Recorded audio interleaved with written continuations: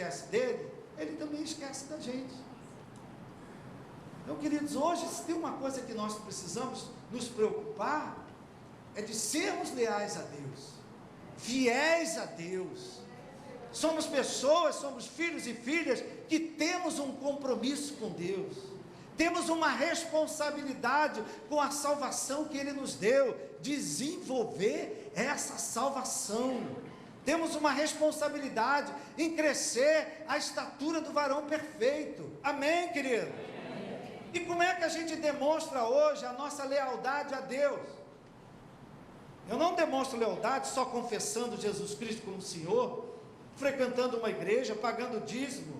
Sim, tudo isso eu estou demonstrando lealdade a Deus, mas eu também demonstro minha lealdade a Deus, agindo com lealdade, com responsabilidade, com fidelidade, na nossa vida de relacionamento, na nossa vida de família, na nossa vida com o próximo. A maneira como eu sou fiel à minha esposa, eu estou demonstrando a Deus a minha fidelidade a Ele. Na maneira como você demonstra a sua fidelidade ao seu marido, ao seu esposo, você está demonstrando fidelidade a Deus. Amém? Na maneira como você tem um compromisso com o ministério que Deus te deu, você está mostrando a Deus que você é fiel a Deus, que você é leal a Deus. A responsabilidade que você tem com o seu trabalho, você vai para o seu trabalho, e você ali é uma pessoa responsável, tem compromisso, não fica lá no Twitter o dia inteiro, não fica no Facebook o dia inteiro, trabalha, não é? Você está demonstrando a sua fidelidade a Deus, a sua lealdade a Deus. Quando você vai para o seu trabalho e passa o dia navegando na internet, não trabalha nada, quando aparece o patrão, aperta a tecla escape e volta para a tela de trabalho, Deus está vendo, Deus está vendo, Deus está enxergando. Amém, querido? Não é? Então, como seria bom, queridos, se todos nós fôssemos fiéis, responsáveis, compromissados. Como seria bom se nós só tivéssemos ao nosso redor pessoas leais, fiéis, responsáveis, compromissadas.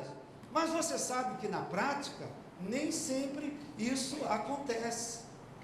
Às vezes, por onde você menos esperava, você é surpreendido com a deslealdade de alguém, com a infidelidade de alguém, com a traição de alguém, com a ingratidão de alguém, com a injustiça de alguém.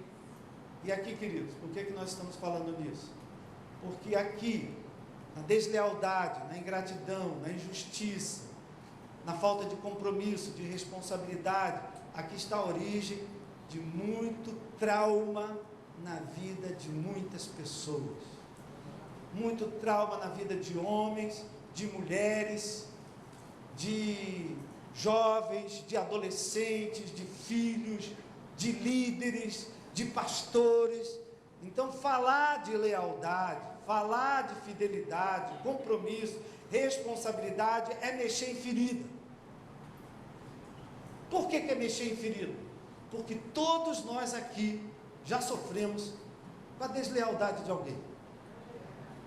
Todos nós aqui já sofremos com a ingratidão de alguém, com a injustiça de alguém, com a infidelidade de alguém. Já sofremos isso, querido. Já sofremos isso na nossa casa, na nossa família, no trabalho, na igreja, no ministério.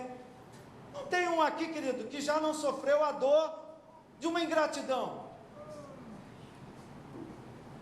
já não sofreu a dor de um desprezo, de um abandono, de uma deslealdade, de uma traição, de uma injustiça. E olha aqui, querido, se a gente for sincero, sincero mesmo, de alguma forma, nós também já fomos desleais com alguém, né? Porque a gente fica apontando o outro, mas de alguma forma, você já foi ingrato com alguém, de alguma forma, por que motivo for, você já foi desleal com alguém, foi irresponsável, às vezes até com pessoas da nossa família, com pessoas mais velhas, com pessoas mais novas. De alguma forma, nós já fomos irresponsáveis, prometemos, não cumprimos, falamos que íamos fazer, não íamos fazer. E por que que isso, querido, é um trauma? Por que que isso às vezes abre uma ferida no coração de uma pessoa? Porque deslealdade, infidelidade, traição, ingratidão, injustiça.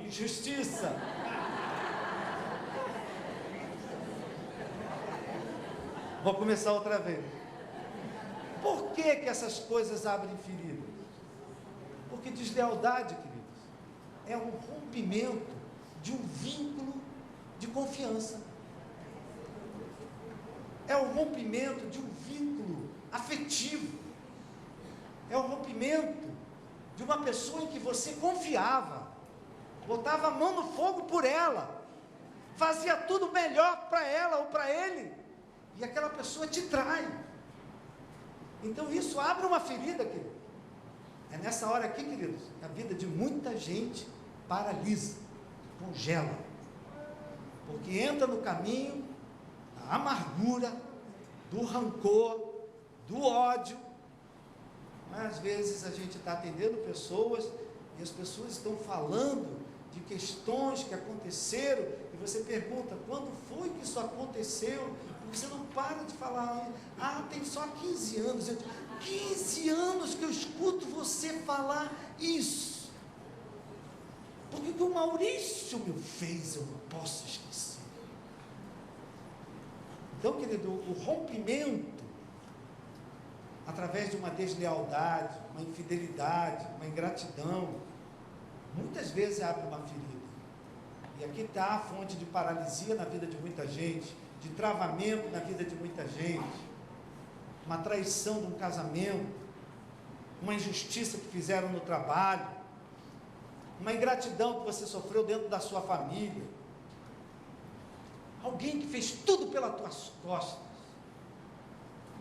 pela tua frente dizia uma coisa e por trás estava fazendo outra coisa. Alguém que no ministério, na vida financeira, nos negócios, alguém que deu uma volta em você e fez você perder dinheiro. Essas são coisas, querido, que são difíceis da gente engolir, difícil da gente digerir. Essas são feridas que é difícil de cicatrizar. É um assunto difícil da gente fazer pazes com ele.